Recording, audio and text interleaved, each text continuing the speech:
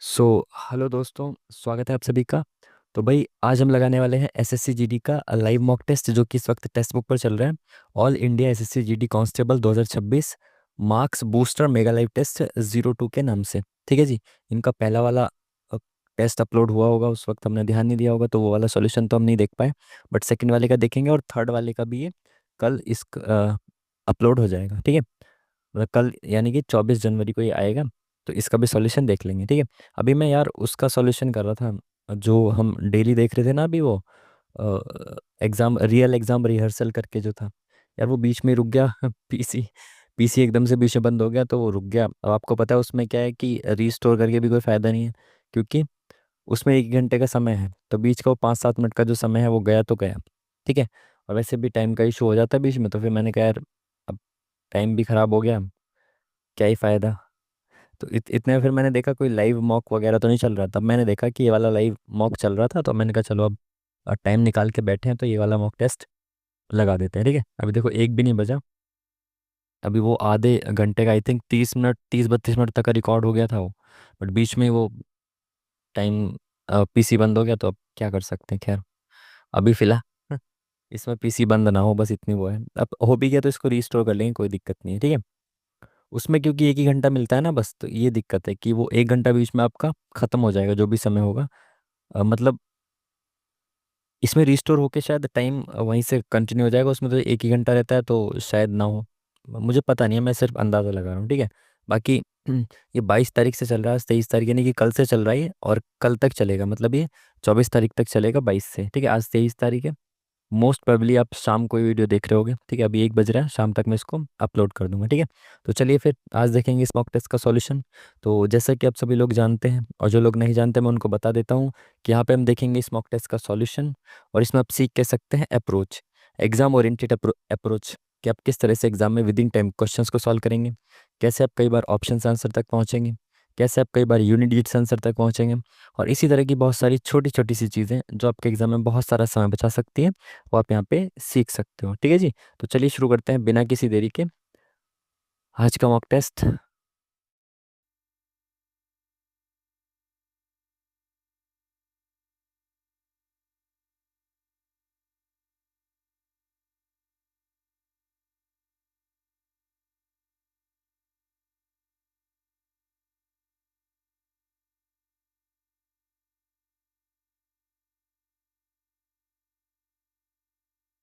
चलिए फाइनली शुरू हो गया। ठीक है। तो जैसा कि आप सबको पता होगा, सबसे पहले हम क्या करते हैं, रीजनिंग करते हैं, फिर मैथ्स करते हैं, फिर जीके जीएस, उसके बाद हिंदी को देखते हैं। ठीक है। तो टाइम समय का थोड़ा अभाव रह जाता है 2-3 मिनट का एंड में हमेशा, और वो 2-3 मिनट हम शुरू में ख़राब करते हैं एक्सप्लेन करने में, तो वो आज नहीं करेंगे, डायरेक्ट शुरू करेंगे। ठीक है। सबसे पहले रीजनिंग, फिर मैथ्स, और उसके बाद जीके जीएस, फिर हिंदी करेंगे। ठीक है। हिंदी में इंग्लिश में अगर आप क्वेश्चन को देखना चाहते हो तो इंग्लिश में पॉज करके वीडियो को देख लेना, हम हिंदी में इसका सॉल्यूशन देखेंगे। ठीक है। चलिए, 7 व्यक्ति हैं, ABCDEFG, उत्तर की ओर मुख करके एक सीधी पंक्ति में बैठे हैं। ठीक है, 7 व्यक्ति हैं। डी के दाएं केवल 2 व्यक्ति बैठे हैं, तो डी है कोई, इसके दाएं 1 और 2 केवल 2 व्यक्ति बैठे हैं। ठीक है। ठीक है। जी डी का निकटतम पड़ोसी है, तो डी का निकटतम पड़ोसी, देखो टोटल 7 व्यक्ति हैं, डी के दाएं केवल 2 व्यक्ति बैठे हैं, केवल दो, तो बाकी सब इधर बैठे होंगे बाएं, 1 2 3 4 5 6 7। ठीक है। तो ये लोग होंगे। अब ये बोल रहा है जी डी का निकटतम पड़ोसी है, तो जी या तो यहाँ हो सकता है या फिर यहाँ हो सकता है। ठीक है। आगे बढ़ते हैं। ए और जी के बीच में केवल 3 व्यक्ति बैठे हैं, तो अगर जी यहाँ बैठा होता तो ए अगर यहाँ भी बैठ जाएगा तब भी यहाँ 3 आएंगे क्या, नहीं, तो यहाँ पे बैठेगा तब भी 3 नहीं आ सकते। इट मीन्स कि जी यहाँ तो नहीं बैठा होगा। यार ये इरेजर अलग से करना पड़ रहा है आज, टाइम खराब होगा थोड़ा सा। जी जो है वो डी के इधर बैठा होगा, तभी तो इसके बीच में 3 व्यक्ति कैसे बैठ पाएंगे, 1 2 3 किसके, ए और जी के बीच में, तो ए यहाँ पर बैठ जाएगा। ठीक है। ठीक है। बी और सी के बीच में केवल 2 व्यक्ति बैठे हैं, बी और सी के बीच में 2 व्यक्ति बैठे हैं, पता नहीं बी और सी कहाँ पर है, आगे बढ़ते हैं। ई सी का निकटतम पड़ोसी नहीं है। ठीक है। एफ जी के निकटतम दाएं बैठा है, तो जी के निकटतम दाएं कौन बैठा है, एफ बैठा है। ठीक है। अब ये 3 जगह खाली रहेगी, अगेन पढ़ते हैं। ए और जी के बीच में 3 व्यक्ति, ठीक है, बी और सी के बीच में 2 व्यक्ति। तो अब देख सकते हो आप, या तो बी यहाँ बैठा होगा, सी यहाँ बैठा होगा, तभी तो 2 व्यक्ति बैठेंगे यहाँ पे, या फिर सी यहाँ बैठा होगा, बी यहाँ बैठा होगा, तभी बीच में 2 व्यक्ति आएंगे। ठीक है। आगे बढ़ते हैं। बी और सी आ गया, ई सी का निकटतम पड़ोसी नहीं है, तो सी का निकटतम पड़ोसी अगर देखो यहाँ पे बी बैठेगा तो यहाँ पे ई आ जाएगा और यहाँ पे सी आ जाएगा। तो ई जो है वो सी का निकटतम पड़ोसी नहीं हुआ, बिल्कुल नहीं हुआ। अब पूछा क्या है इसने, ए के निकटतम बाएं कौन है, ए के निकटतम बाएं कौन है, सी है। Option number B is the correct answer, option number B correct answer. Next question देखेंगे। तो दोस्तों यदि आप भी एसएससी, रेलवे या बैंकिंग जैसे किसी भी एग्जाम की तैयारी कर रहे हो तो आपके पास टेक्स्ट बुक का पास प्रो तो होना ही चाहिए। टेक्स्ट बुक का पास प्रो सबसे खास क्यों है? नंबर एक, इसमें आपको मिलते हैं सिर्फ एक सब्सक्रिप्शन से 900 से ज़्यादा एग्जाम्स के लिए 2 लाख से ज़्यादा मॉक टेस्ट। नंबर दो, इसमें आपको मिलता है हर एक मॉक टेस्ट का detailed performance analysis. Number three, इसमें आपको मॉक टेस्ट 12 से अधिक भाषाओं में देखने को मिल जाता है। नंबर फोर, इसमें आपको मिलता है मॉक टेस्ट सीरीज के लिए कंप्लीट पैकेज, जिसमें आपको मॉक टेस्ट को काफ़ी बेहतरीन तरीके से कई सेक्शन में डिवाइड करके दिया जाता है। इसमें आपको फुल मॉक के साथ साथ सेक्शनल मॉक, चैप्टर टेस्ट और साथ ही साथ प्रीवियस ईयर के पेपर्स भी आपको मॉक टेस्ट के फॉर्म में देखने को मिल जाते हैं। तो इस तरह टेक्स्ट बुक आपकी प्रिपरेशन को कंप्लीट बनाता है। इसीलिए हर साल सैकड़ों बच्चे टेक्स्ट बुक से जुड़कर सफल होते हैं। यहाँ आप देख सकते हो एसएससी जीडी 2025 के रिजल्ट में all India rank second, third और फिफ्थ के साथ साथ काफ़ी सारे बच्चों ने टेक्स्ट बुक के साथ जुड़कर अपनी ऑल इंडिया रैंक सिक्योर की है। तो यदि अभी तक भी आपने टेक्स्ट बुक का पास प्रो बाय नहीं किया है तो टेक्स्ट बुक आपके लिए लेकर आ चुका है द रिपब्लिक डे सेल, जो कि आपकी 24 से लेकर 26 जनवरी के बीच में चलने वाली है। इस दौरान आपको टेक्स्ट बुक का ईयरली पास प्रो मात्र 307 रुपये में देखने को मिल जाएगा और वहीं टेक्स्ट बुक का ईयरली पास प्रो मैक्स आपको 395 रुपये में देखने को मिल जाएगा। इसके लिए आपको करना क्या होगा, आपको यूज़ करना होगा हमारा कूपन कोड MOCK10, जिसके माध्यम से आपको मिलेगा एक्स्ट्रा 12% तक का ऑफ। तो जाइए अभी टेक्स्ट बुक का पास प्रो बाय कीजिए, लिंक आपको वीडियो के डिस्क्रिप्शन में मिल जाएगा। क्या बोला इसने कि अभिनेताओं को दर्शाता है, ये सब क्वेश्चन देखो डायरेक्ट इसमें क्वेश्चन पढ़ना है आपको, है ना। अक्षरों का कौन सा समूह उन भारतीयों को दर्शाता है जो या तो, देखो भारतीयों को दर्शाता है जो या तो शिक्षक या पिता हैं। तो भारतीय, शिक्षक और पिता। तो भारतीय कौन है, व्रत जो है वो भारतीयों को दिखाता है, ठीक है, व्रत को देखना है। तो वो भारतीय देखने हमें जो शिक्षक और पिता दोनों हैं, या तो शिक्षक या पिता है, ठीक है। शिक्षक कौन है भाई, वर्ग जो है वो शिक्षक को दिखाता है और आयत जो है वो पिता को दिखाता है। तो या तो देखो सर्कल के अंदर आने वाला या तो वर्ग हो या फिर आयत हो। तो देखो सी आ रहा है, सर्कल के अंदर है और वर्ग के अंदर है, ई भी आ रहा है और एफ भी आ रहा है। क्योंकि इसने या बोला है तो सभी को इंक्लूड करेंगे, सी, ई और एफ जो है वो इसका आंसर होना चाहिए। Option number second is the correct answer. Next question.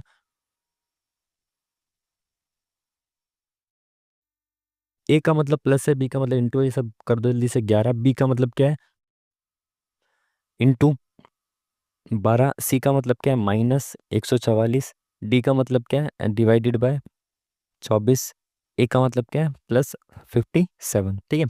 करो सबसे पहले डिवाइड कर दो, तो 12 दूनी 24, 12 एकम 12, 12 दूनी 24, तो 2 एकम 2 6 12। तो मल्टीप्लाई कर दो इसको, 12 एकम 12 और एक 13 -6 +57, ठीक है। 57 में से 6 गया 51 बचा, तो 2 और 1 3, 5 और 3 8, 183। Option number second is the correct answer. Next question.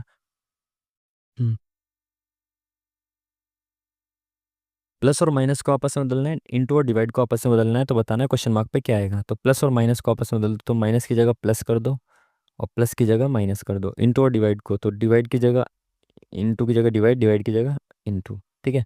तो 72 प्लस 33/605 इंटू 110 -70, ठीक है।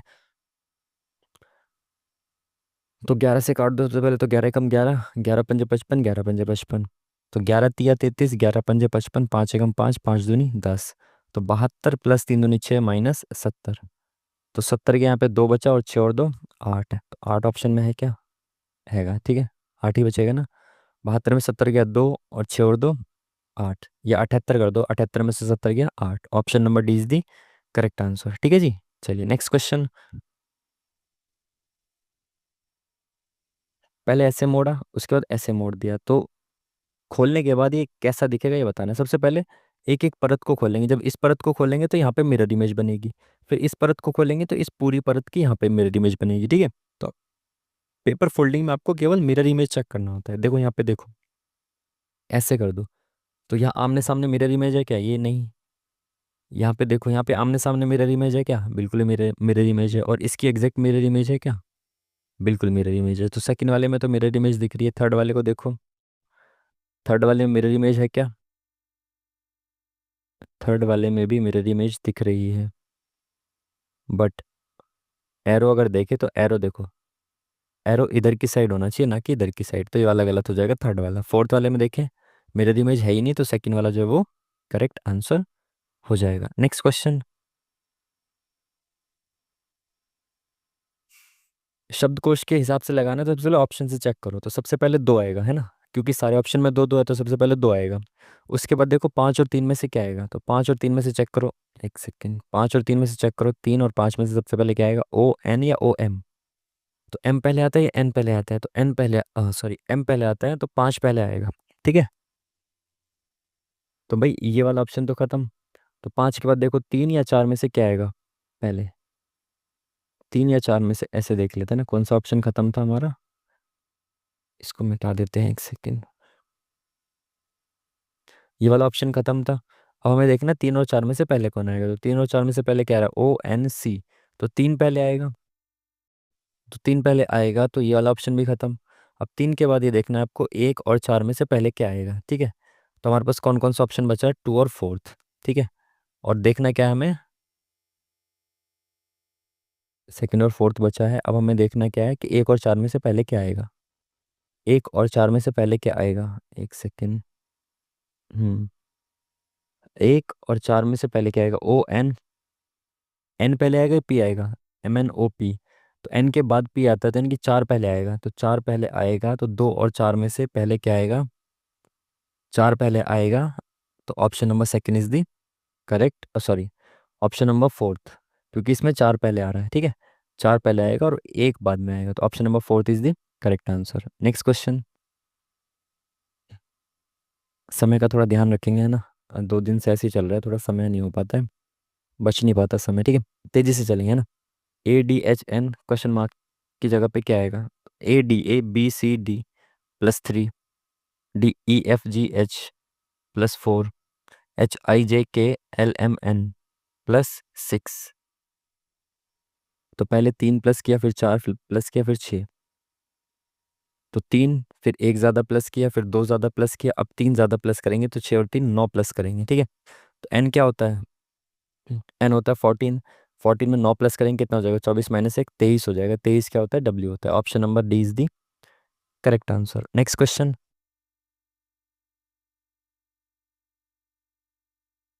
क्या है, अच्छा ऑड वन आउट छाटना होगा इसमें से। चार इंटू बारह, बारह चौक अड़तालीस, चार इंटू बारह कर दिया, छः इंटू छः तिया अट्ठारह, तीस कर दिया। ठीक है, आठ, आठ पंजे चालीस, आठ छिंग अड़तालीस, और नौ निम, नौ सत्ते तिरसठ, नौ एकम नौ। तो चार में बारह से मल्टीप्लाई किया, क्यों, चार तिया बारह, यानी कि इससे एक कम से मल्टीप्लाई कर दिया। छः में तीस से मल्टीप्लाई किया, यानी कि छः पंजे तीस से मल्टीप्लाई कर दिया। आठ सत्ते छप्पन से मल्टीप्लाई कर दिया। नौ अट्ठे बहत्तर से मल्टीप्लाई होना चाहिए था, लेकिन ये इकहत्तर से मल्टीप्लाई हो रहा है, तो ये D is the correct answer. समझ पाए बात को। चार से, चार में एक किसकी मल्टीप्लाई की, उससे एक कम, चार में बारह से मल्टीप्लाई किया, क्यों, क्योंकि चार से एक कम तीन, तो चार तिया बारह। ऐसे ही छः में तीस से मल्टीप्लाई किया, क्यों, छः से एक कम पाँच, छः पंजे तीस। ठीक है, इस तरह से option number D is the correct answer. Next question.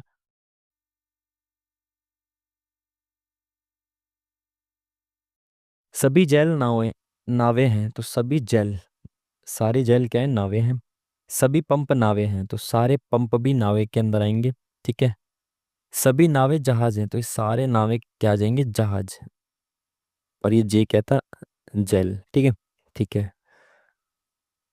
सभी पंप जहाज हैं तो सारे पंप जहाज के अंदर आ रहे हैं, बिल्कुल सही बात है। सभी जहाज जेल हैं तो सारे जेल जहाज है, सभी जहाज जेल नहीं है। ठीक है, कुछ जहाज पंप हैं तो कुछ जहाज, कुछ जहाज पंप हैं। ठीक है, सभी जहाज पंप नहीं होंगे, कुछ जहाज पंप होंगे। ठीक है, ऑप्शन नंबर वन और three, option number three is the correct answer. ठीक है, चलिए नेक्स्ट क्वेश्चन।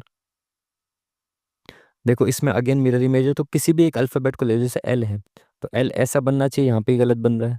ठीक है, सेकंड वाले में एल ठीक है, थर्ड वाले में ठीक है, फोर्थ वाले में ठीक है। अब देखो इनमें ना क्या, एक चीज देखो, कोई भी ये तीन ऑप्शन आपको पता है, एक सेकेंड, हाँ ये तीन ऑप्शन हो सकते हैं, तो इसमें से जब इतने सारे इतने सारे एलिमेंट्स हो, तो किसी भी एक एलिमेंट को उठाओ और ये देखो कि डिफरेंट सब में अलग अलग कौन सा है। देखो जैसे ये है, ये इसमें भी सेम, इसमें भी सेम, इसमें भी सेम, चार चार चार सब में सेम है, दो दो दो सब में सेम है, ये भी सब में सेम है। एफ देखो, एफ इसमें अलग है और इसमें अलग है, इसमें अलग है एफ।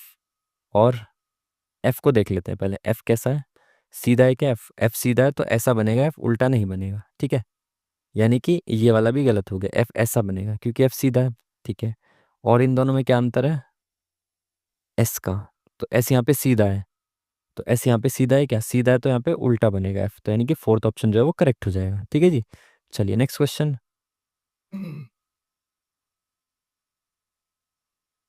आज फिर से वैसे ही टाइम हो रहा है, 48 12 मिनट हो चुके हैं, 11 क्वेश्चन में तेजी से चलते हैं, बहुत तेजी से, ठीक है। आरंभ प्रारंभ, आरंभ प्रारंभ यानी कि सेम। तो आपको सेम देखना है कौन सा, कड़वा मीठा अपोजिट, हरी पत्ती, प्रतिबंध निषेध, तो ये दोनों सेम होते हैं। प्रतिबंध और निषेध का मतलब एक ही होता है, बाद और पहले अपोजिट है, तो ये एक जैसा हो गया। Next question. चलिए, सभी गेंद पंखे हैं तो सारी गेंद क्या है, पंखे के अंदर आ जाएंगी। कोई पंखा खिलाड़ी नहीं है, कोई भी पंखा खिलाड़ी नहीं है। कुछ खिलाड़ी विकेट है तो कुछ खिलाड़ी विकेट है, ठीक है। कुछ खिलाड़ी पंखे हैं तो कुछ खिलाड़ी पंखे हैं क्या, पंखे और खिलाड़ी का तो डायरेक्ट कनेक्शन ही नहीं है। कुछ विकेट गेंद है क्या, विकेट और गेंद का डायरेक्ट कनेक्शन है क्या, नहीं ये भी नहीं है।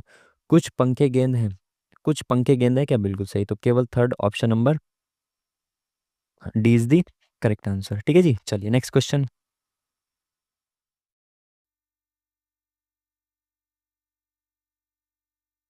ये सब इसका मतलब है, तो पूछा क्या है आपसे, डब्ल्यू की केवल एक पुत्री है, किसका अर्थ होगा।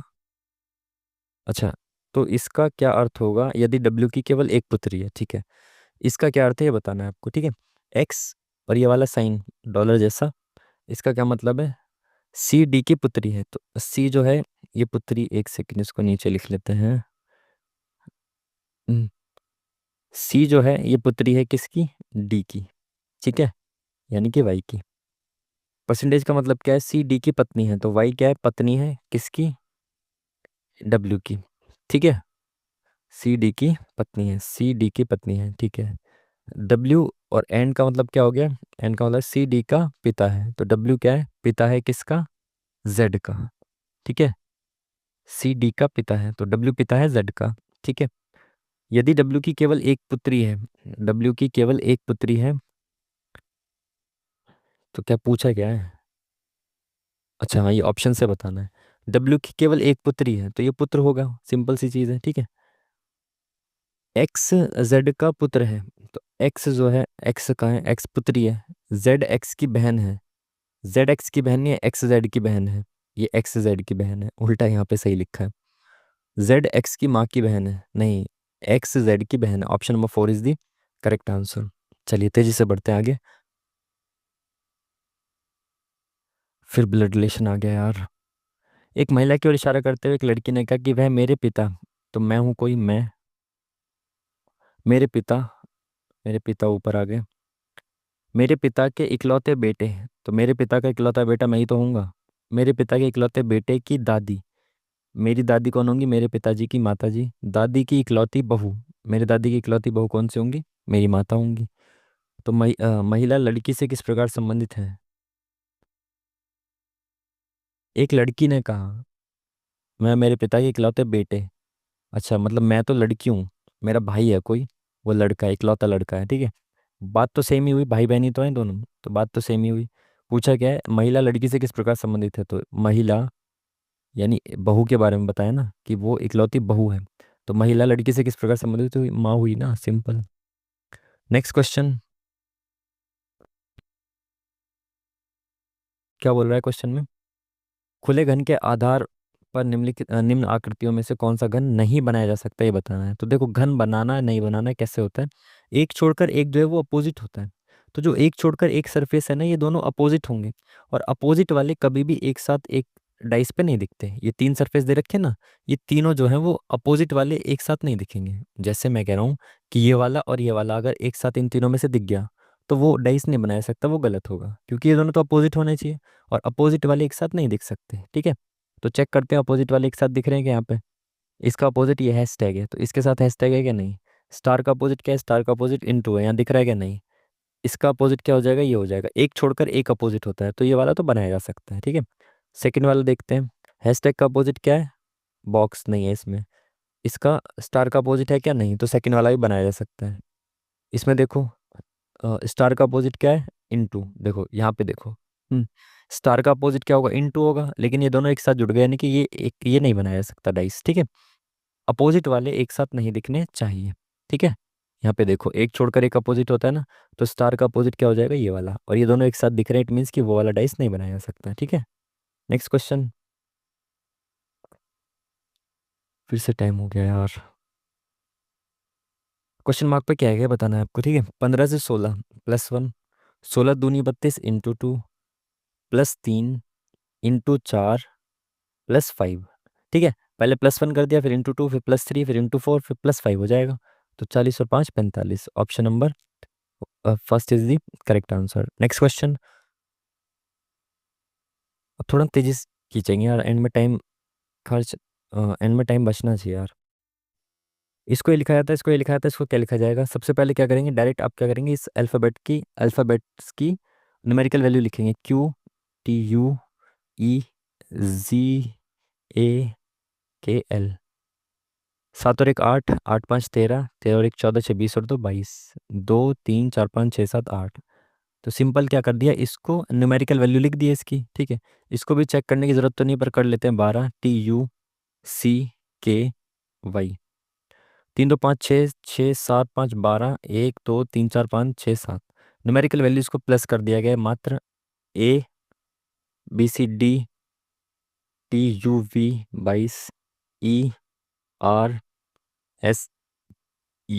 ठीक है। 4 और 1 5, 5 और 2 7, 7 5 12, 12 8 20, 20 30, 30 4 34, 3 2 5 6 7, 74, option number C is the correct answer. Next question.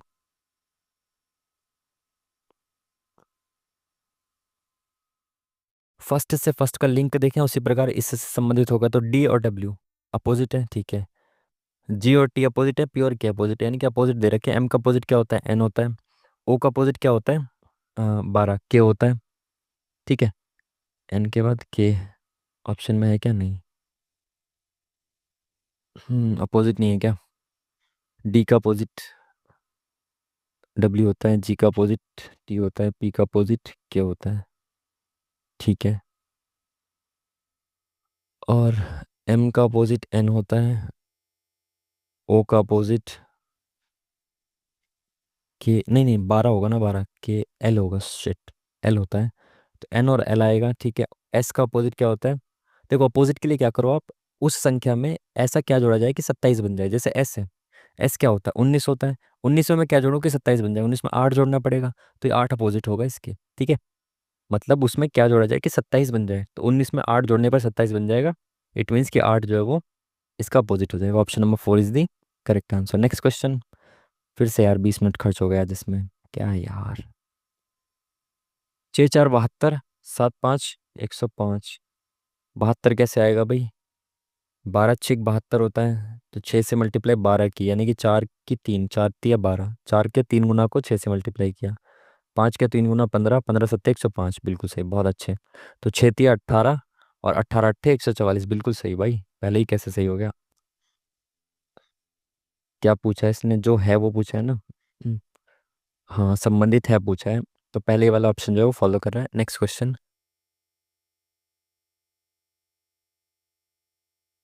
ओ, ये सवाल भी है भाई। इनमें इनका कोई ना कोई एक मतलब होगा, @ और हैशटैग का कोई ना कोई एक साइन होगा इसका मतलब, तब जाके ये 10 बना है। तो कैसे बन सकता है? डिवाइड तो होगा नहीं 13 से, तो माइनस करा तो 9, 9 5 14, नहीं बन रहा, तो 13 और 2 15, 15 से 5 गया 10, ठीक है। तो @ का मतलब प्लस है, और हैशटैग का मतलब माइनस है, ठीक है। तो 50 बन रहा है क्या ये क्या हो जाएगा? 4 5 59 -9 50, बिल्कुल सही। तो @ का मतलब क्या है? प्लस। और हैशटैग का मतलब क्या है? तो 8 6 14, 14 में से 3 गया 11, option number second is the correct answer, ठीक है। 13 और 2 15, 5, 8 6 14, 14 से 3 गया 11, ठीक है। Option number second is the correct answer. Again यार, आज भी मुझे लग रहा है इनमें टाइम का इशू ना पड़े, जल्दी जल्दी से चलते हैं, तेजी से खींचेंगे ना।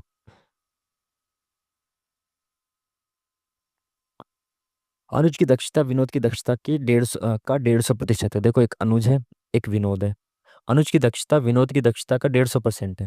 यानी अगर विनोद की दक्षता 100 है, तो विनोद की दक्षता 150% है। क्या बोल रहा हूँ मैं। अनुज की दक्षता विनोद की दक्षता का 150% है। अगर विनोद की दक्षता 100 है, तो अनुज की दक्षता क्या हो जाएगी, इसका 150%। जैसे 100 का 150% ऐसे निकालोगे तो 150 आ जाएगा ना। तो यही चीज़ मैंने आपको डायरेक्ट लिख दी है, ठीक है। अब इसको काट लो आप। 5 × 15 5 दूनी 10, तो इनकी एफिशिएंसी आ गई। यदि अनुज किसी कार्य को 20 दिन में पूरा कर सकता है, तो वो मिलकर उसी कार्य को कितने दिनों में पूरा कर सकते हैं। अनुज एक दिन में 3 काम करता है। एफिशिएंसी का मतलब एक दिन में 3 काम करता है। अगर वो एक दिन में 3 काम करता है, तो 20 दिन में काम पूरा हो रहा है, तो 20 से मल्टीप्लाई करूंगा तो टोटल काम कितना है, 60 है टोटल काम। एक दिन में 3 काम करता है, 20 दिन तक वो काम करके पूरा कर देता है, तो 20 × 3 = 60 जो है वो टोटल वर्क है, ठीक है। तो मिलकर उसी कार्य को कितने दिन में पूरा करेंगे, तो ये दोनों मिलकर इस काम को कितने दिन में पूरा करेंगे। दोनों मिलकर एक दिन में कितना काम करते हैं, 5 काम। टोटल 60 काम है, तो 12×5 = 60। Option number fourth is the correct answer, ठीक है। तेजी से चलेंगे, थोड़ा जल्दी जल्दी से समझना चीज़ों को एंड में, ताकि समय का इशू ना हो। एक घन का आयतन इतना है। एक घन का संपूर्ण पृष्ठीय क्षेत्रफल क्या है। घन का आयतन क्या होता है, घन होता है ए की क्यूब बराबर दे रखा है आपको 1728। अब 1728 जो है 12 का क्यूब होता है, सिंपल सी चीज़ आप सबको पता होना चाहिए। यानी ए बराबर क्या है, 12 है। ए की क्यूब बराबर इतना है, यानी कि 12 की क्यूब है, तो ए बराबर 12 आ गया। ए क्या होती है, भुजा, ठीक है। तो संपूर्ण पृष्ठीय क्षेत्रफल क्या होता है घन का, 4a², ठीक है। तो 4 × a² यानी कि 144। तो 4×4 = 16, 4×4 और 1 17, 4 × 4 = 5। तो आंसर ही नहीं है। अरे शिट यार, 6a² होता है। शिट शिट शिट, ये होता है सी एस से। 4a² होता है इसका सी एस से। 6a² होता है इसका क्या, टी एस से, टोटल सरफेस एरिया, ठीक है। ठीक है, कहाँ पे गलती करी थी, यहाँ पे 144 × 6, तो 6×4 = 24, 6×4 = 25, 26, 6×6 = 7, 8, 864। Option number C is the correct answer, ठीक है। तेजी से बढ़ेंगे आगे, जल्दी जल्दी से कम 10 मिनट बचा के रखने जीके जीएस और हिंदी के लिए, ठीक है। यानी कि हमारे पास अभी भी 26 मिनट है, बहुत है, ठीक है। किसी सवाल में अटकना नहीं है बस, ठीक है। कैलकुलेशन एरर नहीं करना। श्री शुभम, क्या बात है, इतना सम्मान। श्री शुभम ने 20,000 रुपए की धनराशि से एक व्यवसाय की शुरुआत की, ठीक है। एक वर्ष के पश्चात एक वर्ष के पश्चात श्रीकरण, क्या बात है भाई, श्रीकरण भी शुभम के साथ, यहाँ गलत कर दिया ना, श्रीकरण श्री श्रीकरण श्री शुभम के साथ इस व्यवसाय से जुड़ गया और 40,000 रुपए का निवेश किया। व्यवसाय शुरू होने के 2 वर्ष पश्चात इतने रुपए का लाभ अर्जित किया, तो लाभ में श्रीकरण का हिस्सा कितना है ये बताना है। देखो भाई, 2 साल तक इन्होंने इन्वेस्टमेंट किया है, व्यवसाय शुरू होने के 2 वर्ष पश्चात तक उनको लाभ मिला है, तो 2 साल का इन्वेस्टमेंट है। श्री शुभम जी जब जुड़े, तो श्री शुभम, ये टाइम पास के चक्कर में टाइम टाइम नहीं बचेगा एंड में। श्री शुभम जी, देखो पहली बात तो इन्वेस्टमेंट इन्होंने 20,000 किया है। उसके बाद श्री कौन जुड़े, श्री करण। तो ये देखो 4 0 इसमें भी है, 4 0 इसमें भी है, दोनों को हटा दो इन्वेस्टमेंट को। तो अगर श्री शुभम जी ने 2 रुपये इन्वेस्ट किए हैं, तो श्री कौन है, करण जी, श्री करण जी ने 4 रुपये इन्वेस्ट किए हैं। श्री शुभम जी जब जुड़े शुरुआत में, उनके 1 वर्ष पश्चात कौन जुड़े हैं, श्री करण जी। तो श्री करण जी 1 वर्ष पश्चात जुड़े हैं, टोटल इन्वेस्टमेंट 2 साल तक हुआ है। तो श्री शुभम जी तो पूरे 24 महीने तक जुड़े रहे, लेकिन श्री करण जो है वो 1 साल बाद आए, यानी कि इन्होंने 12 महीने तक इन्वेस्टमेंट किया है, ठीक है। तो श्री शुभम जी ने 48 रुपये इन्वेस्ट किए हैं, तो श्री करण जी ने भी 48 रुपये इन्वेस्ट किया है। तो दोनों ने बराबर बराबर इन्वेस्टमेंट किया है, तो प्रॉफिट में से भी बराबर बराबर मिल जाएगा। 45 का आधा कितना हो जाएगा, 22,500। Option number fourth is the correct answer. थोड़ा तेजी से चलते हैं ना। हर क्वेश्चन के एंड में बोल रहा हूँ, थोड़ा तेजी से चलते हैं। एक बटुए में, क्या बात है भाई, कैसे कैसे शब्द आ रहे हैं बटुए में, ठीक है।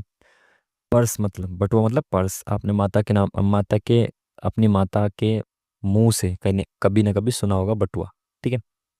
900 रुपये हैं, ठीक है। बटुए में 100 रुपये के नोट, 50 रुपये के नोट और 20 रुपये के नोट इस रेशो में है, ठीक है। यानी कि इनके नोटों की ये रेशो दे रखा है आपको।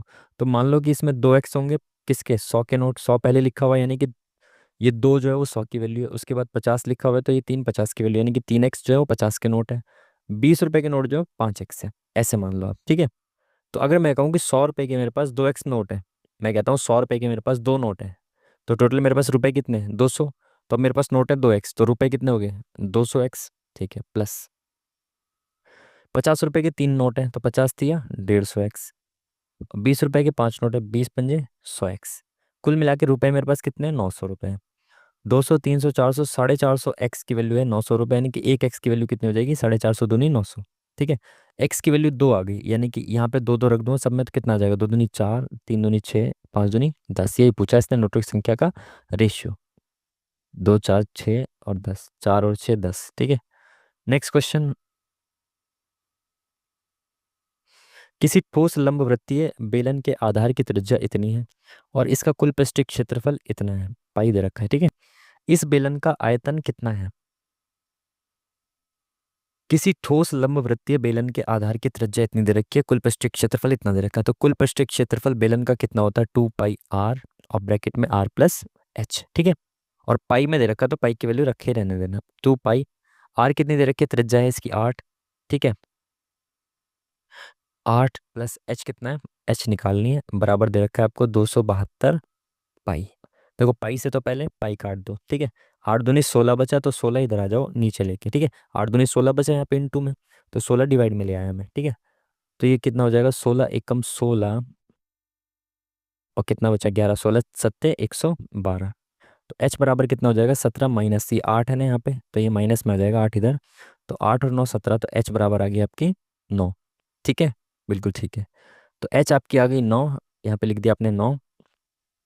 पूछा गया बेलन का आयतन, तो बेलन का आयतन होता है पाई r²h, तो r² और h, ठीक है।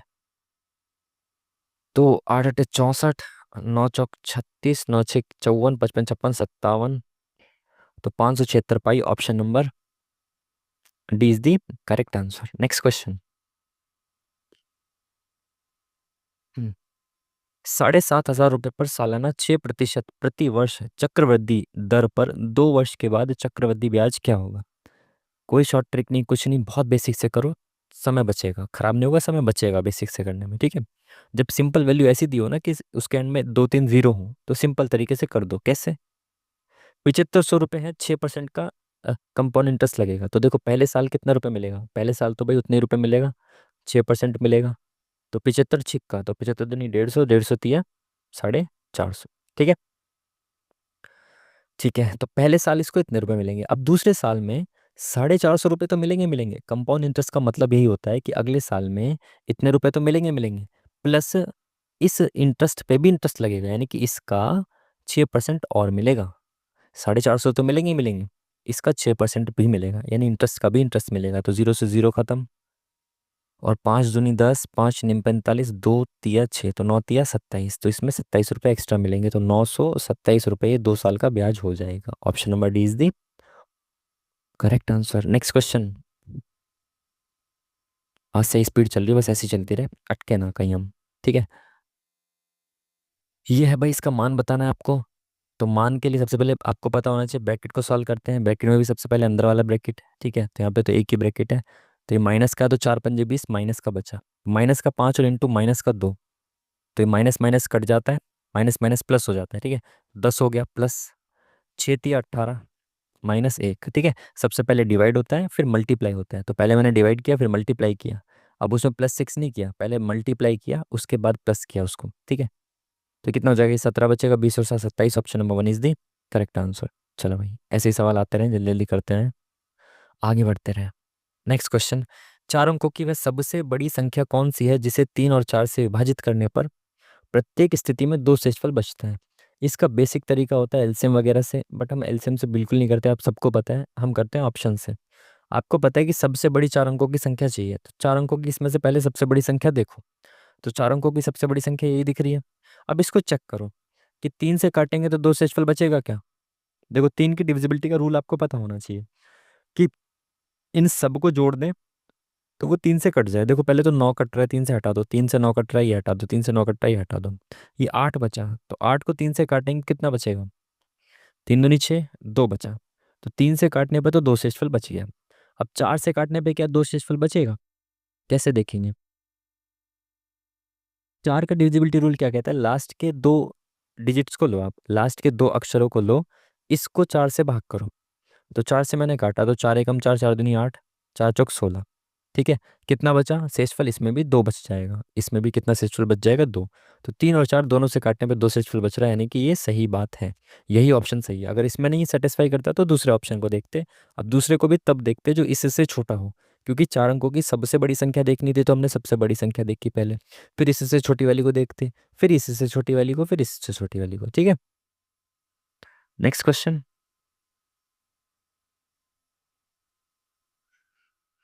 एक व्यक्ति 12,000 रुपए की राशि उधार लेता है जो साधारण ब्याज पर 2 वर्ष में इतने रुपए हो जाती है। यदि ब्याज की दर दुगना कर दी जाए तो राशि कितनी हो जाएगी? देखो, 2 वर्ष में इतने रुपए हो गई राशि, ठीक है। 12,000 रुपए से इतने रुपए हो गई है, तो 2 वर्ष में ब्याज कितना मिला है मेरे को? 2 साल में ब्याज कितना मिल गया? 12, 13। तो एक सेकेंड, 12,000 13,000 है ना, एक सेकेंड, 1,200। 1,200 रुपये 2 साल में ब्याज मिला है, तो 1 साल में ब्याज कितना मिलेगा? इसका आधा। 2 साल में 1,200 मिला तो 1 साल में 600 रुपये ब्याज मिलेगा। तो मैं रेट निकाल लेता हूँ कि मेरे पास 12,000 रुपये थे, 12,000 रुपये पे 600 रुपये का ब्याज मिल रहा है, तो इंटू 100 करूँगा तो रेट निकल जाएगा। तो 2 जीरो से 2 जीरो खत्म, 1 जीरो से 1 जीरो खत्म, 12 पंजे 60। तो मेरे पास रेट कितना आ गया? रेट आ गया भाई 5%। इसने बोला कि यदि ब्याज की दर दुगना कर दी जाए तो रेट को डबल कर दो तो 10% हो जाएगा। तो राशि कितनी हो जाएगी? 10% हो गया। अब 2 साल में कितना मिलेगा? देखो, 12,000 का 10% कितना होता है? एंड से एक जीरो हटा दोगे तो 10% होता है वो। किसी भी संख्या में एंड में एक जीरो हटा दोगे तो 10% आ जाएगा आपके पास। तो 1,200 हो गया 10%। तो 2 साल में कितना हो जाएगा? 2,400। 12,000 में 2,400 जोड़ोगे तो कितना हो जाएगा? 14,400। ऑप्शन नंबर 20 दी करेक्ट आंसर। Next question. एक बेलन और एक शंकु की त्रिज्याओं का अनुपात यह है, यदि उनकी ऊंचाई समान है तो उनके आयतन का अनुपात ज्ञात कीजिए। देखो, बेलन और शंकु, क्या दे रखा है? बेलन और शंकु। तो पहले बेलन को रखना है फिर शंकु को रखना है, ध्यान रखना आप, ठीक है। तो बेलन और शंकु, इनको देखना है हमें, ठीक है। तो ये बेलन का आयतन क्या होता है? आयतन दे रखा है ना। तो बेलन का आयतन क्या होता है? पाई आर स्क्वायर एच। शंकु का आयतन क्या होता है? 1/3 पाई आर स्क्वायर एच। अब क्या है, एच और एच तो बराबर है, इनकी ऊंचाई बराबर है, तो यहाँ पे एच एच हो जाएगा। तो बराबर बराबर है तो कट गया यहाँ से, ठीक है। मल्टीप्लाई में सब, तो ये ऊपर से नीचे कट गया, पाई से पाई कैंसिल हो गया। अब क्योंकि 1/3 है तो ये 3 फ्रैक्शन में है, तो नीचे है, ये ऊपर चला जाएगा उठकर, यहाँ आ गया 3, ठीक है। तो यहाँ से ये 3 हट गया, ठीक है जी, बिल्कुल ठीक है। अब देखो त्रिज्याओं का अनुपात, देखो अगर बेलन की त्रिज्या 3 थी तो शंकु की 1 थी, तो शंकु की त्रिज्या हमने 1 रख दी यहाँ पे, और इसकी कितनी थी? 3 थी, तो 3 तिया 9, आर स्क्वायर कितना आ गया? 9 आ गया। तो 9 तिया 27 अपॉन में 1 एकम 1, तो 27/1। Option number second is the correct answer. Next question. 56 पुरुष 24 दिनों में एक काम को पूरा कर सकते हैं, उसी काम को 42 पुरुष कितने दिनों में पूरा कर सकते हैं? देखो, 56 पुरुष 24 दिन में काम कर सकते हैं, खत्म। तो 56 पुरुष थे, इन्होंने 24 दिन तक काम किया, तो कुल मिला के काम ही आ गया। ये क्या आ गया अपना? टोटल वर्क, ठीक है। अब 42 पुरुष कितने दिनों तक काम, ये 42 पुरुष जो है वो कितने दिनों में काम पूरा करेंगे? तो ये जो हमारा टोटल वर्क है, ये टोटल वर्क है, ये 42 पुरुष करेंगे, कुल मिलाकर एक्स दिनों तक करेंगे। तो इस दिनों की वैल्यू निकालनी है, ये टोटल वर्क आ गया। अब ये 42 यहाँ पे इंटू में, तो यहाँ पे डिवाइड में ले जाओ इसको। 7 6 42, 7 8 56, 6 चौका 24, 8 चौक 32। एक्स की वैल्यू आ गई 32, ये रही ऑप्शन नंबर 8। 7 6 42, 7 8 56, 6 कम 6 24, 8 चौक 32, ठीक है। तो 32 दिनों में काम को पूरा कर देंगे। अभी मैं बहुत ज़्यादा एक्सप्लेन नहीं कर रहा हूँ क्योंकि टाइम टाइम ना एंड में वो होता है ना, टाइम नहीं बचता, दिक्कत हो जाती है। ये क्या भाई, ये क्या लिखा है? √3 की पावर 5 लिखा है, ठीक है।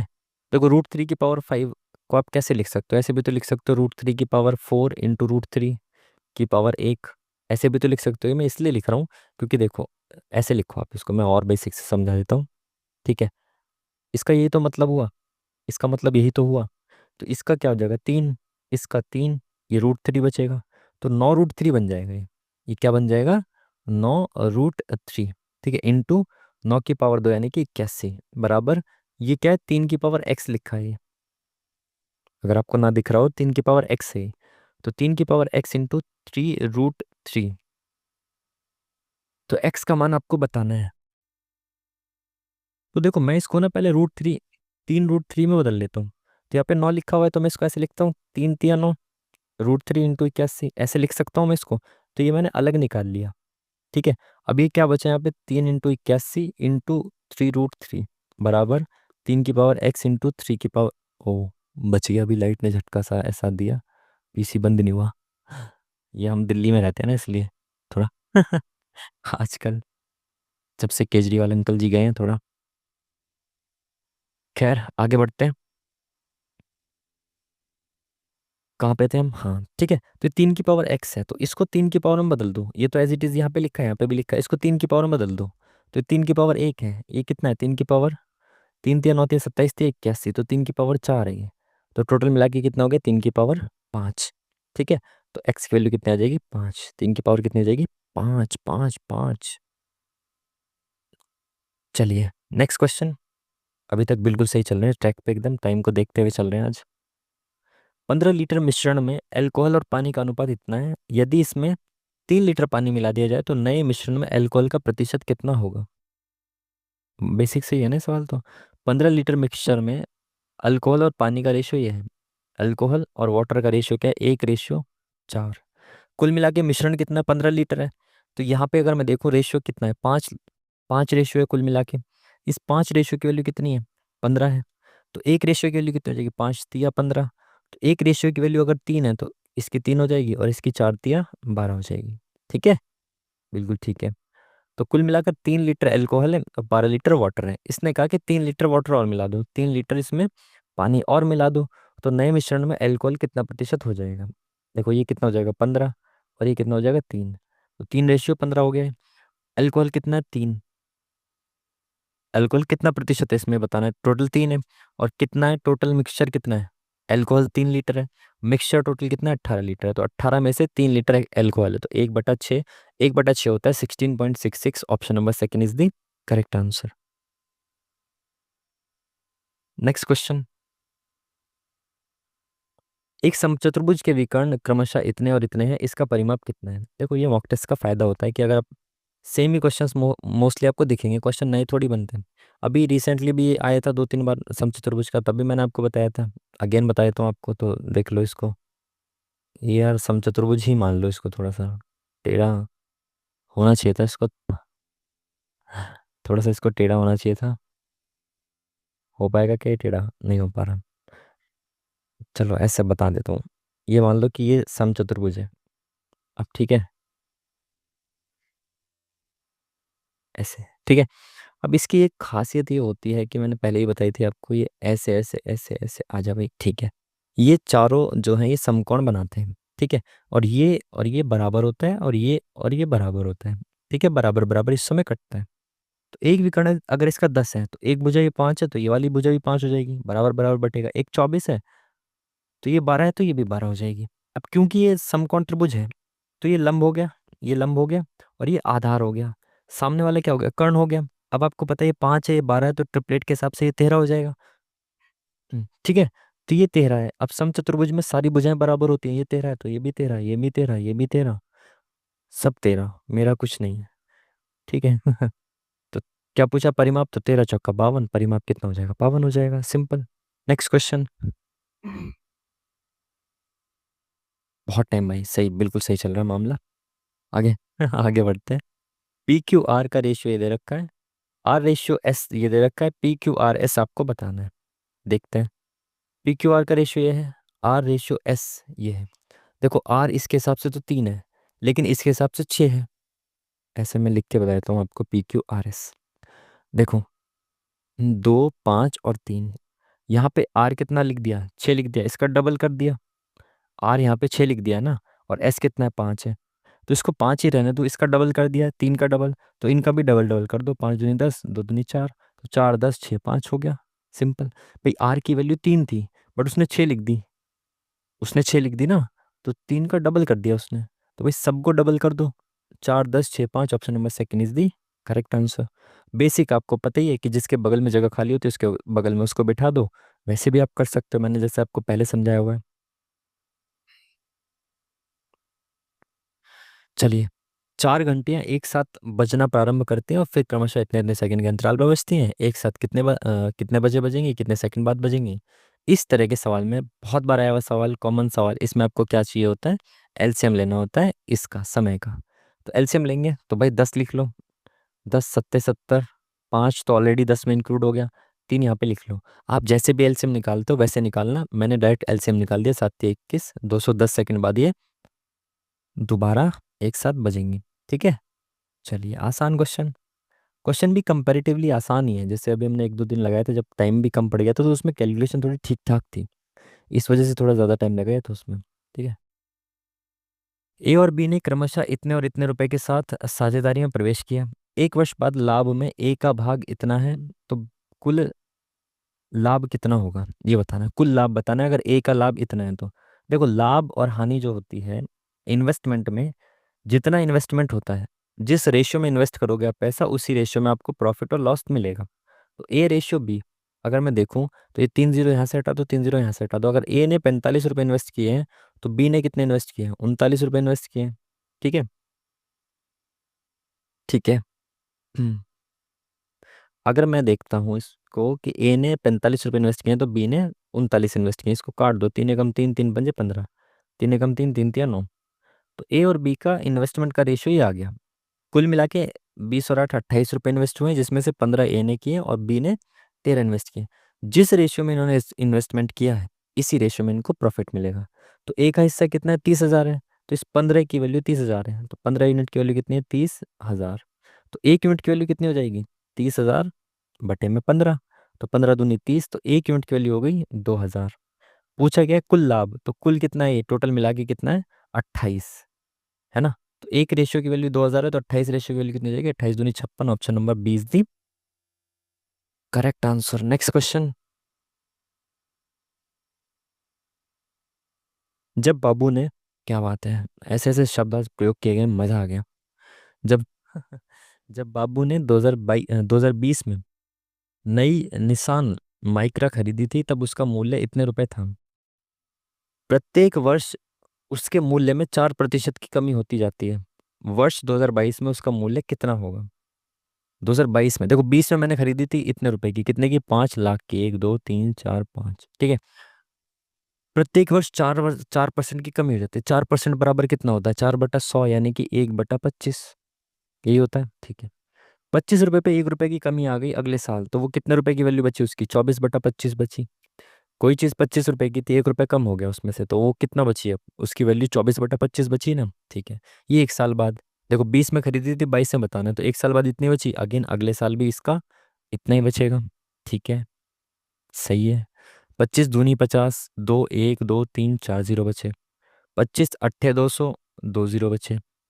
24 का स्क्वायर 576, और इंटू 8, 8 × 6 = 48, 8 × 7 = 56 और 4 = 60, 8 × 5 = 40 और 46 0 8, 46 0 8, 46 0 8। ठीक है। और कहीं है कि नहीं। Second number option is the correct answer. Next question. चलिए, फाइनली 2 मैथ्स के क्वेश्चन बचे हैं बस, और 15 मिनट है, बहुत टाइम है। ठीक है। पी क्यू से 5 वर्ष बड़ा है, तो पी जो है वो बराबर क्यू से कितने वर्ष बड़ा है, 5 वर्ष बड़ा है। तथा क्यू की आयु आर की 3 गुनी है, तो क्यू की आयु जो है वो आर की 3 गुनी है। ठीक है। पी क्यू आर की आयु का योग 47 वर्ष है, तो पी क्यू प्लस आर का योग दे रखा है 47 वर्ष। तो पी का मान आपको बताना है, तो किसी भी एक में कन्वर्ट करके तीनों को लिख दो। जैसे पी क्यू आर लिखा हुआ है यहाँ पे, तो पी की वैल्यू लिख दो आप, पी बराबर Q+5 लिख दो। जैसे मैंने पी को लिख दिया Q+5, क्यू की जगह क्या लिख दिया मैंने, क्यू की जगह मैंने लिख दिया 3R। ठीक है। और आर की जगह आर लिख दिया, क्यू की जगह मैंने 3R लिख दिया, आर की जगह आर लिख दिया। अब इस क्यू को भी मैं चेंज कर देता हूँ किसमें, आर में। तो इस क्यू को भी मैंने 3R लिख दिया। ठीक है। तो ये क्या हो गया, 3R+5+3R+R = 47। वेट कुड़ीदा, 3 3 6 और 1 7, 7R+5 = 47। तो 7R बराबर कितना हो जाएगा, 42, और आर बराबर कितना हो जाएगा, 7 × 42। तो आर की वैल्यू आ गई 6।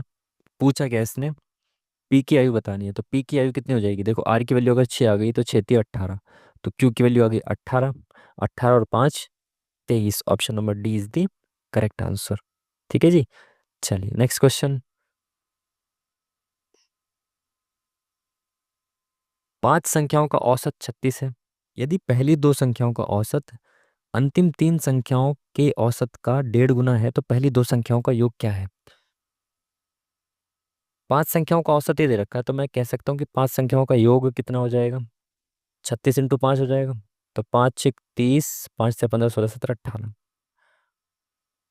पांच संख्याओं का योग इतना हो गया। ठीक है। योग की मतलब योग के स्थान पर आप औसत से भी कर सकते हो, क्योंकि औसत दे रखा है इसमें। दो संख्याओं का औसत, एवरेज से ही करते हैं इसको, ठीक है। दो संख्याओं का औसत अंतिम तीन संख्याओं के औसत का 1.5 गुना है, तो मैं कहता हूँ कि अंतिम तीन संख्याओं का, ऐसे करो आप, अंतिम तीन संख्याओं का औसत, अंतिम तीन संख्याओं का एवरेज अगर एक है, अंतिम तीन संख्याओं का एवरेज अगर एक है, तो इसने कहा कि पहली दो संख्याओं का एवरेज, पहली दो संख्या का एवरेज, पहली दो संख्या का एवरेज अंतिम तीन संख्याओं के एवरेज का 1.5 गुना है। तो अंतिम तीन संख्याओं का एवरेज एक है, तो इसका 1.5 गुना कितना हो जाएगा? 1.5। ठीक है। कुल मिलाकर इन सबका एवरेज कितना हो जाएगा? 2.5। ठीक है। या तो आप एवरेज से कर सकते हो, या फिर आप सम से भी कर सकते हो। सम से कैसे कर सकते हो? देखो, पांच संख्याओं का योग कितना है? 180 है। ठीक है। अगर पांच संख्याओं का योग 180 है, पहली दो संख्या का एवरेज 1.5 है, तो इनका योग कितना हो जाएगा? 1.5 दूनी 3 हो जाएगा। 3 हो जाएगा। ठीक है। तीन संख्याओं का एवरेज कितना है? एक है, तो इनका योग कितना हो जाएगा? 3 हो जाएगा। इंटू 3 करना पड़ेगा ना। समझ पा रहे हो बात को? मैं योग से समझा रहा हूँ पहले। तीन संख्याओं का एवरेज कितना हो जाएगा? देखो, तीन संख्याओं का एवरेज एक है, तो इनका योग कितना हो जाएगा? 3 हो जाएगा। दो संख्याओं का एवरेज 1.5 है, तो इनका योग कितना हो जाएगा? 3 हो जाएगा। कुल मिलाकर इन पांचों का योग कितना आ जाएगा? मेरे हिसाब से जो मैंने माना है, इसके हिसाब से 6 यूनिट आ गया इनका योग। लेकिन एक्चुअल में योग कितना है? 180। तो 6 यूनिट की वैल्यू 180 है, तो एक यूनिट की वैल्यू कितनी हो जाएगी? 6 × 18 = 30। एक यूनिट की वैल्यू 30 आ गई। पूछा क्या है? पहली दो संख्याओं का योग बताना है। तो पहली दो संख्याओं का योग कितना आया? 3 आया। एक यूनिट की वैल्यू 30 है, तो तीन यूनिट की वैल्यू कितनी हो जाएगी? 3 × 3 = 9, 90 हो जाएगी। Option number 4 is the correct answer. ठीक है। क्योंकि योग पूछा है तो योग से हमने कर दिया। आसान सवाल। नेक्स्ट क्वेश्चन की तरफ बढ़ते हैं, आगे बढ़ते हैं। ऑलमोस्ट सारे क्वेश्चन हमने मैथ्स और रीजनिंग के कर दिए, कोई भी छूटा तो नहीं है ना? नहीं।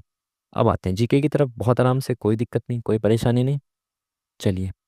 भारतीय न्याय संहिता यानी कि बीएनएस मुख्य रूप से किसका हिस्सा के रूप में पेश किया गया था? पारिवारिक कानूनों में सुधार नहीं, औपनिवेशिक युग के आपराधिक कानूनों का नवीकरण। बिल्कुल सही।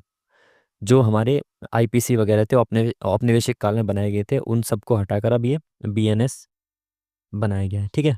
Next question. आईपीएल 2025 के विजेता को कितनी पुरस्कार राशि दी गई थी? 25 में कितनी बटी थी? आई थिंक 20 करोड़ रुपए थे विजेता के, और 13 या 15 थे, आई थिंक 13 या 15 थे उप विजेता के। ये अखबार में उस वक्त पढ़ा था ना, बहुत बड़ी बात। ये तो क्यूरोसिटी होती है ना जानने की, अरे यार कितने मिल रहे हैं। इससे ज़्यादा तो अकेले एक खिलाड़ी को मिल जाते हैं जितने पूरी टीम को मिल रहे हैं जीतने पे। आईपीएल में देख रहे हो आप, देख रहे हो ना। पांचवी अनुसूची के तहत अनुसूचित क्षेत्रों के संबंध में राज्य के राज्यपाल को कौन सा प्राथमिक अधिकार प्रदान किया गया है? ये आप, अगर आपने डिटेल में कभी पॉलिटी पढ़ेंगे तो बहुत डिटेल से पढ़ते हैं पांचवी और छठी अनुसूची को। राज्य विधानसभा को भंग करने की शक्ति? अरे नहीं, इसमें संबंध इसका नहीं है। अनुसूचित क्षेत्रों में भूमि, वन और सामाजिक रीति रिवाजों को विनियमित करने की शक्ति। बिल्कुल सही। ये इसको ऐसा अधिकार प्रदान किया गया है। अनुसूचित संशोधन के संबंध में संविधान में संशोधन करने की शक्ति? बिल्कुल गलत। अनुसूचित क्षेत्रों में संसद सदस्यों की नियुक्ति, संसद सदस्यों का तो मतलब ही नहीं है यहाँ पे, क्या पंचायत वगैरह का मामला होता है। तो second number option is the correct answer. Next question. Thangta आप सबको पता है किस राज्य से संबंधित है? मणिपुर से। इसमें क्या ही आपको बताना, क्या ही आपसे पूछना। Next question. मार्शल आर्ट है ये, ठीक है, मणिपुर की। भीमबेटका रॉक शेल्टर जो प्राग ऐतिहासिक, ये पूछ रहा है कहाँ पे है ना भीमबेटका? तो मध्य प्रदेश में। सिंपल। गुफा चित्रों के लिए जाने जाते हैं भारत में, किस वो ना भीमबेटका शुरू में लिखा है, ये एंड में देखा राज्य पूछा है, ऑप्शन दिख रहे थे राज्यों के, तो खत्म। और क्या ही है। Next question. स्मार्ट बनो, स्मार्ट, आगे बढ़ो। भारत में हरित क्रांति का अग्रणी लाभार्थी राज्य कौन था? हरियाणा और पंजाब, इन्होंने सबसे ज़्यादा लाभ कमाया चावल और गेहूं को उगाकर। Next question. अरे भाई, निम्नलिखित में से कौन सा 1857 से पहले जन विद्रोह का प्रमुख कारण नहीं है? 1857 का कारण कौन सा नहीं है बताना है। भ्रष्ट अधिकारियों द्वारा ग्रामीण समाज का शोषण हो सकता है। स्वदेशी उद्योग का विनाश, ये तो महत्वपूर्ण कारण कारण था।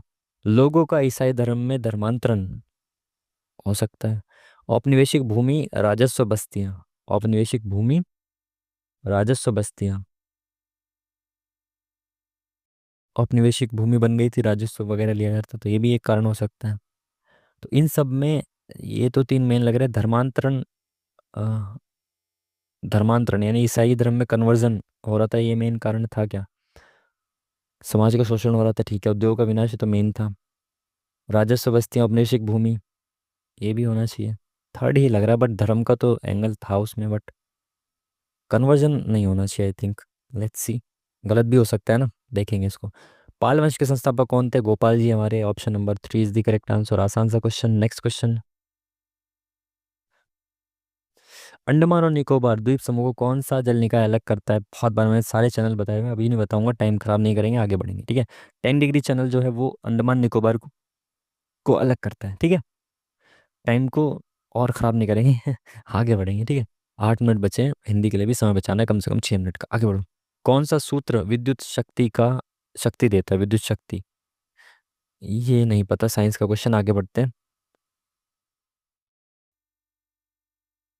निम्नलिखित में से कौन सी हिमालय की सबसे पूर्वी श्रेणी है? सबसे पूर्वी श्रेणी, पूर्वांचल सबसे पूर्वी हिस्सा है। ये जास्कर कालजा ऊपर है ना। तो अब इसमें क्या समझाऊं आपको, आगे बढ़ते हैं। पूर्वांचल सबसे पूर्व की तरफ है, ठीक है। Next question. किस भारतीय अंग्रेजी कवि के 1966 में प्रकाशित द स्ट्राइडर्स नामक पहले कविता संग्रह को पोएट्री बुक रिकमेंडेशन प्राप्त हुआ था? किसकी है ये रचना, ये आपको बताना है। तो रामानुजन तो भाई मैथमेटिशियन है, इनका तो क्या ही रोल होगा इसमें। एजिकेल आर पार्थसारथी, नहीं पता यार इसका, आगे बढ़ते हैं ना। Next question. किस राज्य ने अधिकारियों और कर्मचारियों के लिए एकीकृत पेंशन योजना यूपीएस के कार्यान्वयन को मंजूरी दी? ये शायद किसी मॉक में आया था। तो पहला राज्य आई थिंक कौन है, शायद Uttar Pradesh, I think, I am not sure, but ये आया हुआ है, पहले मॉक टेस्ट में आया हुआ है। Next question. किस आयोग ने अंतर्राज्यीय परिषद के लिए एक स्थायी सचिवालय बनाने की सिफारिश की थी? अंतर्राष्ट्रीय राज्य परिषद, तो अंतर्राज्यीय परिषद के बारे में तो सरकारी आयोग ने किया था, लेकिन सचिवालय बनाने की सिफारिश, पुंछी तो वैसे भी इसमें नहीं आएगा, तो यही होना चाहिए यार, सरकारी आयोग ही था इससे रिलेटेड। Next question. 38वें राष्ट्रीय खेल 2025 में मुक्केबाजी में महिलाओं के 75 किलोग्राम वर्ग में स्वर्ण पदक किसने जीता? 75 किलो वर्ग में किसने जीता? अरे यार ये तो पता था, ये तो आया हुआ था ना, मॉक में भी आया था पहले, भूल गया यार ये इसका क्या था। पहले भी मॉक टेस्ट में आया हुआ था। आगे बढ़ते हैं ना, टाइम खराब नहीं करेंगे, 5-6 मिनट बची, हिंदी को भी देखना है। द्रौपदी मुर्मू ने 58वां ज्ञानपीठ पुरस्कार किसे प्रदान किया है? ये अभी कहीं तो मुझे दिखा था, राम भद्राचार्य जी, जो आपको पता है ये बहुत फेमस आजकल। आगे बढ़ते हैं बिना कुछ बोले। Next question. सैन्य शक्ति के लिए ग्लोबल फायर पावर इंडेक्स 2025 में कौन सा देश शीर्ष पर है? सैन्य शक्ति में कौन सा देश शीर्ष पर हो सकता है, रशिया या फिर यूएस? यूएस से ही हो सकता है, और आई थिंक यही होना चाहिए, बाकी तो भाई रशिया भी हो सकता है, बट यूएस तो आगे है। कौन सी धातु सबसे अधिक अभिक्रियाशील होती है? सबसे अधिक अभिक्रियाशील पोटेशियम। Option number second is the correct answer. Next question. चलो यार, 5 ही मिनट बचे हैं, हिंदी फिर से न रह जाए। तेलंगाना में शुरू की गई इंदिरा और गिरी जल विकास योजना का प्राथमिक उद्देश्य क्या है? अ, बाद में देखेंगे योजना वगैरह को, आगे बढ़ते हैं। Next question. Desert national park लुप्त प्राय पक्षी प्रजाति के लिए प्रसिद्ध है। डेजर्ट नेशनल पार्क किसके लिए प्रसिद्ध है? Desert national park I think Rajasthan में है ना। तो वहाँ पे क्या पाया जाता है? बस्टर्ड पाया जाता है, ठीक है। हॉर्नबिल तो इधर की साइड है, बंगाल वाला इधर। मोर के लिए डेजर्ट क्यों ही प्रसिद्ध होगा? यही होना चाहिए, यही होना चाहिए आई थिंक, ये मैं श्योर हूँ कि सही होना चाहिए। चलो जल्दी से बढ़ते हैं हिंदी की तरफ, हिंदी की तरफ। इसको हटाते हैं जल्दी से। हटाओ हटाओ, जल्दी जल्दी चलो आगे, ठीक है। साक्षर का विलोम क्या होता है? निरक्षर। Next question. निम्नलिखित में से शुद्ध वाक्य का चयन कीजिए। श्री कृष्ण के अनेकों नाम हैं। अनेक नाम होना चाहिए ना, अनेकों नहीं, अनेक नाम होना चाहिए। बाघ और बकरी एक घाट पर पानी पीती है। बाघ और बकरी एक घाट पर पानी पीते हैं। यह मेरी पुस्तक। बंदूक एक उपयोगी शस्त्र है। अस्त्र शस्त्र, यही ठीक लग रहा है, ऑप्शन नंबर डी होना चाहिए। Next question. आँख का अंधा नाम नयन सुख, बहुत फेमस है। गुण के विरुद्ध नाम होना बिल्कुल सही। वैसे तो गुण कुछ और है, नाम कुछ और है, ये सही बात है। त्रुटि नहीं है तो बताना है। एक सेठ ने गांव के बाहर तालाब खुदवाया। एक सेठ ने गांव के बाहर तालाब खुदवाया। तो एक सेठ ने गांव के बाहर तालाब खुदवाया, ठीक है, क्या दिक्कत है इसमें? कोई त्रुटि नहीं है। Next question. प्रत्येक चार विकल्प में बेमेल। मस्तक, सिर, शीश और शीश, ये तीनों का मतलब तर हो गया, और इसका मतलब शीश का मतलब उच्च, सबसे ऊंचा। संतोष महाधन है, विलोम बताना संतोष का। संतोष। Next question. सरल वाक्य का चयन करना है, तो वह खाना खाकर सो गया, तो सरल वाक्य तो ये। यह मेरी पुस्तक है, ये भी सरल अच्छा ऑप्शन भी दे रखा, दोनों है ये, ठीक है। Next question. क्या बोला है? किसी बदलाव की आवश्यकता है, यहाँ पे क्या आना चाहिए बताना, बदलाव पूछ रहा है। वह अपने धुन में जा रहा है, वह अपनी धुन में जा रही है, वह अपनी धुन में जा रहा है, ठीक है, वह अपनी धुन में जा रहा है। Next question. लिंग बदलकर वाक्य को पुनः लिखना है, तो घोड़ा दौड़ रहा है, ठीक है। तो घोड़ी दौड़ रहा है, घोड़ी दौड़ रही है, option number D is the correct answer. Next question. निम्नलिखित में कौन सा शब्द देशज शब्द है? पतलून तो ये सब शायद ये अरबी फारसी शब्द है। पतलून आपने गाने में भी सुना होगा। पतलून इंग्लिशतानी। लाश, धड़ाम, ये तो हमारा ही शब्द लग रहा है। औरत, धड़ाम ही हो सकता है, ऑप्शन नंबर सी है ना। देशज शब्द पूछा है। अरे यार, हिंदी इंग्लिश को कर रहा हूँ। हिंदी हमारी मातृभाषा है। मातृभाषा, मातृभाषा ये होता है मातृभाषा। Next question. जो सबसे आगे रहता हो अग्रणी ही हो सकता है, और क्या ही होगा? हम्म, पीतांबर। पीतांबर का अर्थ है क्या? पीले रंग के वस्त्र, पीतांबरधारी यानी कि श्री कृष्ण होते हैं। आगे बढ़ते हैं। बड़े घर की हवा देना, बड़े घर की हवा देना, प्रतिस्थापित करना, बड़े घर की हवा खाना, घुड़की देना, संपत्ति देना, हवा रोकना, बड़े घर की हवा खाना, यही सही लग रहा है, और क्या हो सकता है? Next question. अरे फिर हिंदी इंग्लिश कर दिया भाई मैंने। मित्रों द्वारा अपमान किए जाने पर भी दुर्गेश सब कुछ चुपचाप सह गया। पूछा गया इसने, उचित मुहावरे का चयन करना है। चुपचाप सह जाना, आग में घी डालना, आकाश कुसुम होना, जहर का घूंट पीना, option number D. Next question. चलो भाई। प्रकृति के डैश तथा सूर्य चंद्र और ग्रहों की स्थिति के अलावा प्रकृति के ज्ञान तथा सूर्य चंद्र, प्रकृति के आकार, प्रकृति के उद्भव, प्रकृति के विकास तथा प्रकृति के विकास तथा सूर्य चंद्र और ग्रहों की प्रकृति के ज्ञान, प्रकृति के ज्ञान तथा सूर्य ग्रहों के स्थिति के अलावा, ये होना चाहिए ना, प्रकृति के ज्ञान। Next question. अब आगे क्या है? जानने की डैश मानव में रही है, जानने की क्या होती है? जिज्ञासा होती है। Next question. हाँ, इन जिज्ञासाओं का डैश करने के लिए अनवरत, इन जिज्ञासाओं का समन करने के लिए, शमन, सॉरी समन कह रहा हूँ, शमन है ना, मिटाने के लिए जिज्ञासाओं का, उसके अनवरत डैश का ही यह फल है। उसके अनवरत, अनवरत, उसके अनवरत हम लोग इतने विकसित, उसके अनवरत प्रयास का ही यह फल है कि हम लोग इतने विकसित डैश में जी रहे हैं, विकसित समाज में जी रहे हैं। ठीक है, हो गए। हिंदी भी ऑलमोस्ट क्या हमने सारी हिंदी अटेम्प्ट कर दी एंड में आते हुए देख रहे हो आप। हम्म, वो एंड के जो 2-3 मिनट एक्स्ट्रा, 2 मिनट एक्स्ट्रा बचे हैं ना, वही मेन है, बस वो नहीं बचते। अरे यार, पेपर तो काफ़ी आसान सा लगा, बट फिर भी 143। हमने अटेम्प्ट भी बहुत कम करे, 5 स्किप किए हैं। इट मीन्स कि जी के जी एस में हमने 5 स्किप किए हैं। तो जी के जी एस का लेवल ठीक था, मतलब है ना, 5 स्किप कर दिए हमने। मतलब ठीक ही लेवल होगा। अटेम्प्ट हमने 75 किए थे, अटेम्प्ट ही 75 किए थे, इसमें से 3 हमारे गलत हुए हैं। तो मोस्ट प्रोबेबली जीके में ही गलत हुए होंगे यार। 5 हटा भी दिए हमने, 5 और गलत भी 3 हो गए। ये कैसे? तो भाई ठीक है यार, अच्छा लेवल है फिर तो, पेपर का बढ़िया लेवल होना चाहिए। मुझे लग रहा था कि ठीक ठाक मार्क्स आने चाहिए, ऑलमोस्ट हमने सारे ही पेपर अटेम्प्ट भी कर दिया। क्या ठीक है, अच्छा लेवल है। जीके जिस का ठीक लेवल है, क्योंकि हमने 5 स्किप भी किए हैं और गलत भी अगर हमारे उसमें हुए हैं तो अच्छा लेवल है जीके जीएस का। ठीक है, तो चलिए फिर भाई, ये था आज का मॉक टेस्ट। मिलते हैं आपसे नेक्स्ट वीडियो में। और हाँ, इसका जो गलत क्वेश्चन हुए हैं और जो हमने स्किप किए हैं, उसके लिए शॉर्ट्स बना के डाल दूंगा एक में। ठीक है, शॉर्ट्स में दिखा दूंगा आपको कि कौन से क्वेश्चन गलत किए हैं उसका सही आंसर क्या है, कौन से हमने स्किप किए हैं उसका सही आंसर क्या है।